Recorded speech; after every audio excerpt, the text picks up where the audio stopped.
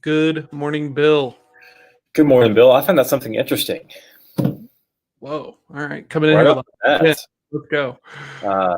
your name's not Bill. It's John. I've been calling you Bill for all this time.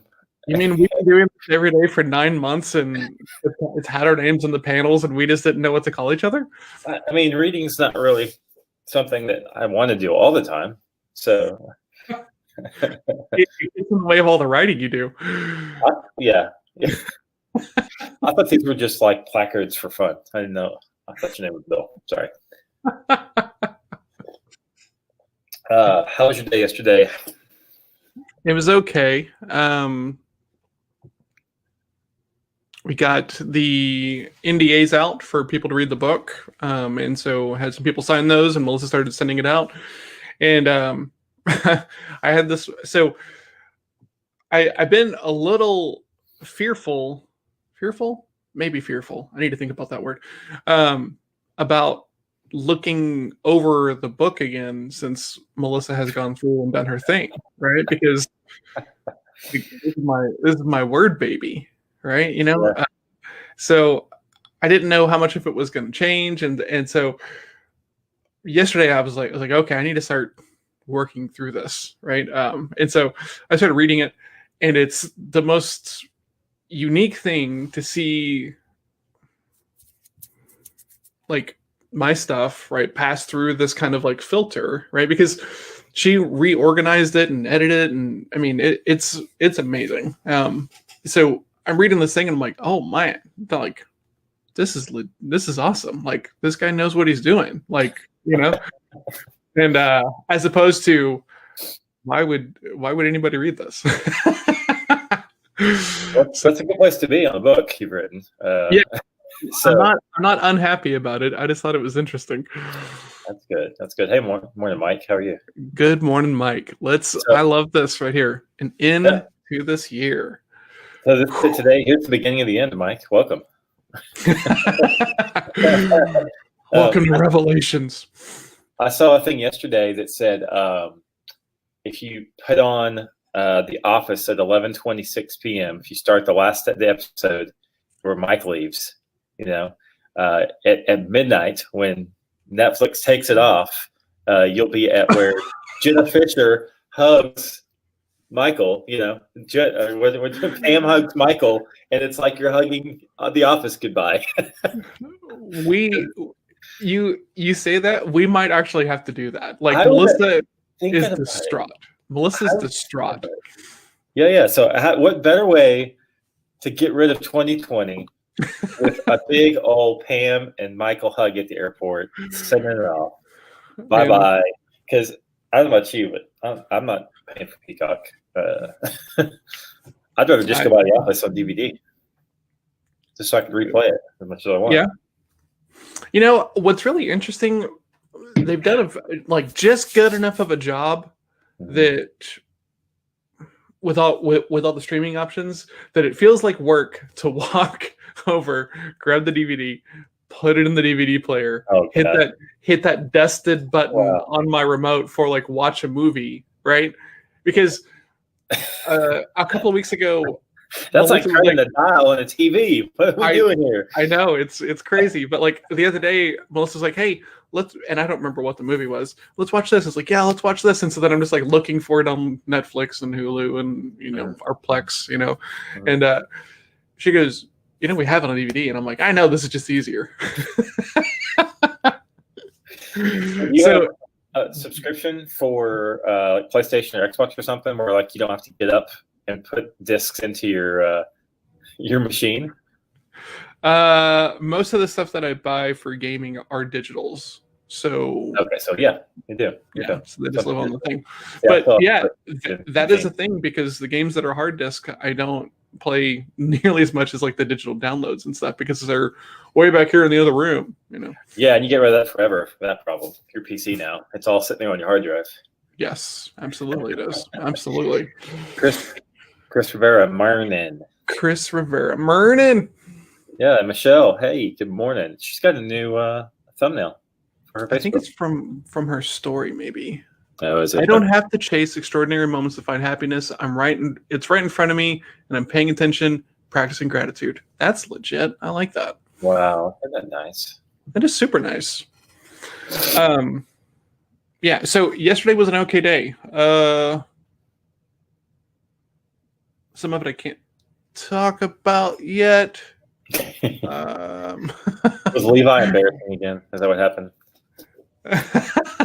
Levi and I had a really good chat right. yesterday, actually. Yeah, it was a good day. I got done. I was supposed to have a networking call at 3:15, but it didn't make. So I think my scheduler does not do as good of a job as like reminding people to like put it on their calendar. But as you know, like Calendly does a really good job of like essentially putting that in front of you so that way you end up with it on your calendar. For whatever reason, I have a fair amount of no-shows even on the networking side. So I need to go into the software that I use for scheduling, which is not Calendly. It's a Book Like a Boss because I got it for really cheap for a lifetime deal. Okay. Yeah, so missed that at 3:15. So at about 4, I played some video games just to kind of Nice. relax. You know what I did? You wrote? I did write. I did do that. I read and I wrote and I ate. I did all the things I said I promised I would do yesterday. I did it. Nice. I watched Soul again. Did you really? Yep. We did another viewing in before we talked about it. So I know we talked about it Monday, but did you? So I sent you over the little thing I wrote about Soul. I did. Did you read it? I did. Okay. Yeah. Any thoughts on it? It's weird and nebulous and all over the place, but I really liked it. I liked it. I was gonna say it gave me a good view into like the real John, because I love stuff like that where you get like the weird parts of people, because that's part of it is because like you and I both, our jobs and kind of some of our particular skill sets are in reading people or understanding people or asking good questions to get to, but a lot of times you don't get to like that gooey center, right? I forget what movie that's from, right? But the gooey center, which is where all the weird stuff is, which is that as I get older, that's what I like more and more. Even if I think it's weird, I think it's cool. Like, I never would have thought of that. That's way different than the way I think, or that's the way I think, and I've never ever thought about saying it that way. You know, something like that. Yeah. So I enjoyed it. It's been interesting because like this new like writing process of I didn't realize how much I was trying to like edit myself in the creative process, if that makes sense. You know, like how does this tie into all the stuff I normally talk about? Oh, it doesn't, so we're not going to talk about it. Or like I force an angle to like try to do something and then it all kind of falls apart and stuff. So now like what I do is I just kind of write these big old ideas down, like what is in the Soul thing that I shared with you. And it's weird because like the creativity has kind of like kicked up a notch, which has been really interesting because I don't think of myself really as a creative person at all.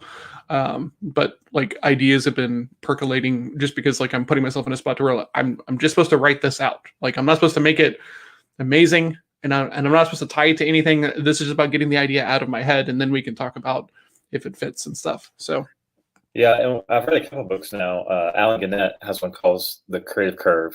And then there's another one just recently, like a big author put one out about creativity. I forget who it is. I think I was looking at it yesterday. Anyway, point is it, you know, lots of people now think creativity is a muscle. You just have to build it. So everyone's got some sort of creativity. Just most people don't harbor it, and we put wrong labels on it. Like creativity doesn't mean you can paint. You know, I used to say the same thing. Probably like 10 years ago, I was like, I'm not a creative person at all. Like, I'm not creative. What are you talking about creative? But I'm an idea creative person. You know, I just have creative ideas. It doesn't mean they're most original. It just means I always have them. They're there and they're prolific. Yeah. So it's fun. Yes, there you go, Chris. So, you know, I had coffee with Chris yesterday, and he was saying, you know, Seth Godin's got a book out, which if everyone doesn't know, Seth Godin is my like godfather of, like everyone follows somebody around. Like my James, the guy who owns Quirk, he loves Don Miller. He's like loves Don Miller, stars in his eyes. Seth Godin's my guy.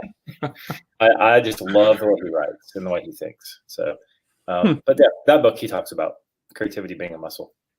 It's brand new to practice. I've never really gotten that much into Seth Godin for some reason. I don't know what it is. Like, just like a little bit of a mismatch. Like, I think there's value in the stuff he talks about, even more so than like some of these other people that are being followed. But I don't know. Yeah, I mean, everyone's got a different match. So yeah, absolutely. I just like his creativity. He's always got a historical fact attached to an idea. I can't remember a time when I either heard him on a podcast or read him in a book where he has an idea that he doesn't have some sort of really interesting historical fact attached to his idea. I just love that. He's always just got stories or data to attach to his thoughts. And I just feel like, you and I have talked about this before. A lot of people write, a lot of people have podcasts, a lot of people have stuff, right? And most of us, including myself, I won't speak for you, talk a lot about a lot of things, but we don't go, I think this because this.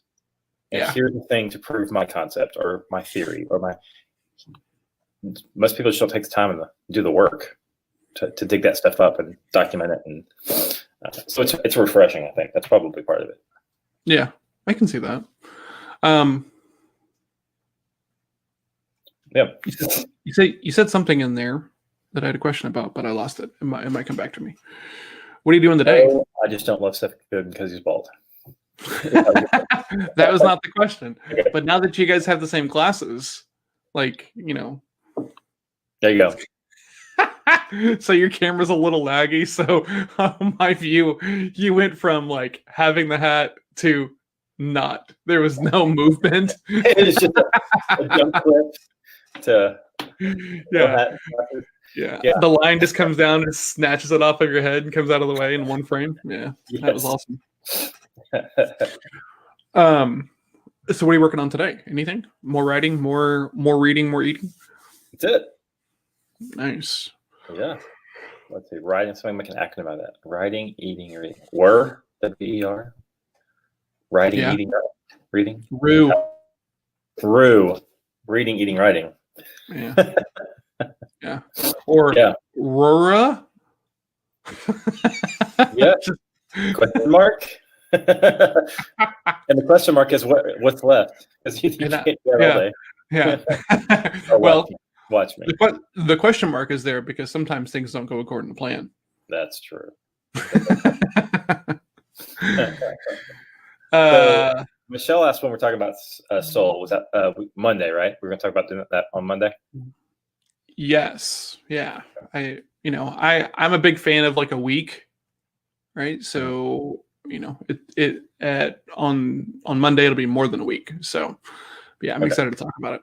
Obviously, cool. Wrote right on. a lot of words about it. I have four calls today. My book coach got me connected with some people who she knows who kind of pre-read people and give really good feedback. So I have gotten connected with them and would like to kind of have a conversation with them before I invite them to read the book and potentially pay them. So we're in that process. So I have a meeting with one of those people today. I've got a prospect who wants to hire a salesperson. So we're going to have that conversation. And then I'm actually getting to catch up with Jeff later on this afternoon, which would be cool because it's been months since we've caught up. So that'll be good. Cool. Very cool. And then that's kind of it. Like we have zero New Year plans. Tomorrow starts Clean January. So I do a thing every January to where I try to make it as hard on myself as I possibly can. Big surprise. And so starting tomorrow, no fast food, no sodas, no candy, no sweets, no alcohol. I must be in bed by 11 o'clock. Must. Yes. So, otherwise known as the John Stockades. Bed before 11. God, man, it's so hard. It is it, and I understand the ridiculousness of that statement, but it all there's a data point way back here that we're missing that, you know, right? It's about structuring dinner at the right time so that way there's time afterwards, so that way the kid can be in bed at the right time, and so that way I've got a little bit of time with Melissa and then I can go to bed. But like that all has to work perfectly, and it never does, right? So, you know, dinner was late. I was doing some gaming, so like I ate at like 9 or something, and so then it's like 10:30 whenever Alice goes to bed. So then you know, yeah. So it all just kind of pushes back. It's a work in progress. It's all dinner's fault. It. If you were just a more flexible meal like brunch dinner, none of this would happen. It'd be so much easier if you're just a little bit more flexible. Even if you could be like Leonard, not even brunch. Like supper. Right. Supper. Right. Yeah, it's funny how that works because you know, I normally try and be in bed before 10, and typically how do you do that? Well, I don't eat at 9. I can tell you that. Oh, well, that's fair. That's fair. I eat at 6. There's a big difference. Okay. But you know, I eating schedules one of two things all the time. I'm either fasting till 12:30, you know, and then I'll eat a big lunch and a little bit lighter dinner and some snackage in between, and then go to bed. You know what though? I figured out recently. I say recently, this year for sure. But if I don't either do strength training or some lengthy like walking, like where I really kind of text myself, it's a whole lot harder to get sleep. Like I can, but I will lay in bed because I'm one of those people that everyone hates that my pillow hits my head hits the pillow when I'm asleep in like less than 5 minutes. That's typically my night. But I've just found now it can take me 45 minutes to get to sleep if I haven't really taxed myself physically. So that's good motivation for me to do that during the day because I hate not being. I love sleep, so I love it. Just laying down and being like, oh yeah, this is gonna be great. There have been days. This has happened multiple times. That Melissa and I will be in a conversation, and I won't even finish a sentence because I will fall asleep before I'm done. Like so, I'm with you. I'm Team Jake. Melissa's the polar opposite and is endlessly mad about it. Like, how do you just fall asleep in the middle of a sentence? It's like, well, I guess I'm tired. It was not planned.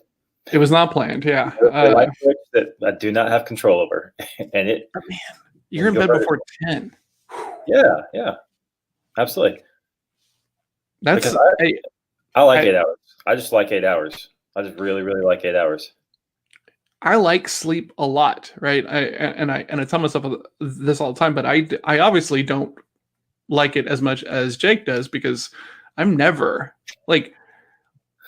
It's a miracle for me to be in bed at like 10:45, right? So like next month is going to be a struggle for me. So, which is why I'm doing it. But you do the cold, dark, and quiet. I'm pretty sure, right? I mean, like it's yeah. And then if you tax yourself physically during the day, that helps a whole lot. And then eating late also something they say that keeps you awake because you're digesting. So. I mean, to me, you would have to make sure and bring dinner back to like 8. Oh yeah, sure. It's not 6:45 or 7, and then make sure you get a workout in, and then you can get before 11 that way for sure. Well, so let me rephrase because that was badly worded.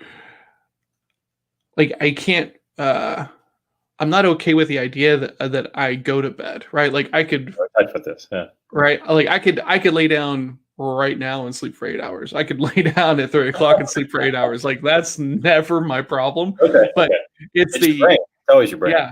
It's the hey, it's okay to go to bed this early. Have you journaled on that? No, not really. Because I don't want I want to go to bed after 11. Because it's so like that. I don't want to. I don't want to, but for whatever reason, it just happens a lot because I'll journal and then I'll go sit down and then I'll fall asleep on the couch.